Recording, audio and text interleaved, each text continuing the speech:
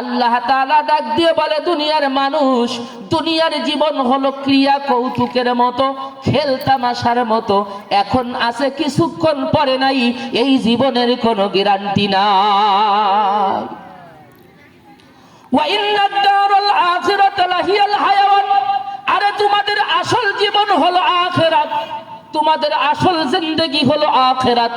দুনিয়া হলো নমুনা, আসল হলো আখিরাত। দুনিয়া হলো নমুনা, আসল হলো আখিরাত।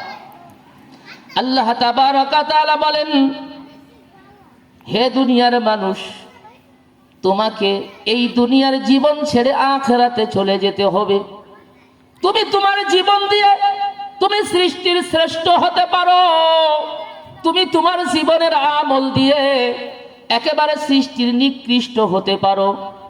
আল্লাহর কোরআন বলতেছে কথা, আমার ভাইয়েরা, আল্লাহ তাবারাকা তাআলার কোরআন আমাদেরকে এ কথা স্মরণ করে দিতেছে, উলাইকা হুম শাররুল বারিয়া, একজন তার জিন্দেগির আমল দিয়ে সব থেকে নিকৃষ্ট হয়ে যায়।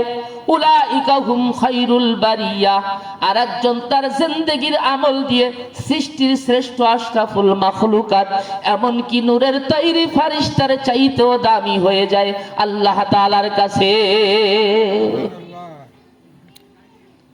আমল সে জিন্দেগি बनती है, जन्नत भी जहन्नम, ये खाक अपनी फितरत में न नानी है न नूरी, ये खाक अपनी फितरत में न नारी है न नारी। আমার ভাইয়েরা, এই আমার আপনার মাটির দেহর কোনো মূল্য নাই যদি আমি আপনি আমার আপনার দিলের ভিতরে মালিককে মালিক বলে জাগ্রত করতে পারি, রবকে রব বলে স্বীকার করে নিতে পারি, আল্লাহর দেয়া বিধান অনুযায়ী যদি আমারও আপনার জিন্দেগিকে চালাই নিতে পারি। হে আমার প্রিয় মুসলমান ভাইয়েরা, দিলের কান দিয়ে কথাগুলি বুঝার চেষ্টা করেন। আল্লাহ তাবারাকা তাআলা বলেন, তখনই তুমি শ্রেষ্ঠ হবে। ইন্নাল্লাযীনা আমানু ওয়া আমিলুস সালিহাত, আর ঈমান আনার পরে যখন নেক আমলগুলি করতে থাকবে, উলাইকা হুম খায়রুল বারিয়া, তখন তুমি হবে সৃষ্টির ভিতরে শ্রেষ্ঠ। সুবহানাল্লাহ, তখন তুমি সৃষ্টির ভিতরে শ্রেষ্ঠ হবে। হে আমার প্রিয় ভাইরা, আমি কয়েকটা আমলের কথা বলি, কথা হয়তো অল্প সময়ের ভিতরে শেষ হয়ে যাবে। রাসূল পাক সাল্লাল্লাহু আলাইহি ওয়াসাল্লামকে আল্লাহর পরিচয় দিতে সূরা ইখলাস আল্লাহ নাজিল করলেন। আল্লাহ বলেন, কুল, হে নবী আপনি বলেন, কুল হু ওয়াল্লাহু আহাদ, আল্লাহ এক, অদ্বিতীয়। জোরে কন্না সুবহানাল্লাহ। আল্লাহুস সামাদ, আল্লাহ তাআলা কারো কাছে মুখাপেক্ষী না, বরং সকল কায়নাতের ভিতরে আমার আপনার যা জানা আর জানা জানা সব কিছু হলো আল্লাহ তাআলার কাছে মুখাপেক্ষী। আল্লাহ কারো কাছে মুখাপেক্ষী। লাম ইয়ালিদ ওয়া লাম ইউলাদ, আল্লাহ কাউকে জন্ম দেন নাই, আল্লাহ কারো থেকে জন্মগ্রহণ করেন নাই। আল্লাহর পরিচয় দিতেছেন। হে আমার ভাইয়েরা, ওয়ালাম ইয়াকুল লাহু কুফুয়ান আহাদ, মানে হলো তুমি যাকে যাই মনে করো, আল্লাহর সমকক্ষ সমতুল্য আর কেউ নাই। আল্লাহু আকবার, আওয়াজ দিয়া কর। এই সূরাটা ছোট্ট কিন্তু কি পরিমাণ বরকতের।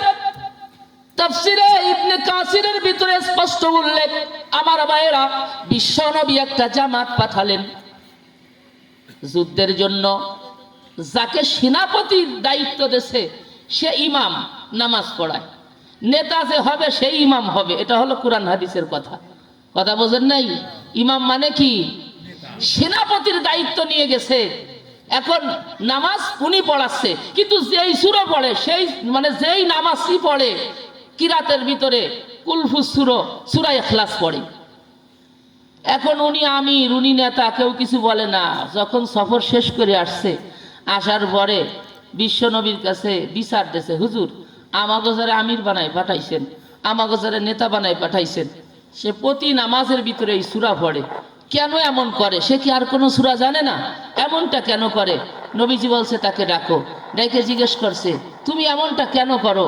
বলতেছে ওগো আল্লাহর নবী, এই সূরাকে আমি ভালোবাসি, কারণ এই সূরার ভিতরে আল্লাহ তাআলা আল্লাহর নিজের পরিচয় তুলে ধরেছেন, এজন্য আমি এই সূরাকে ভালোবাসি।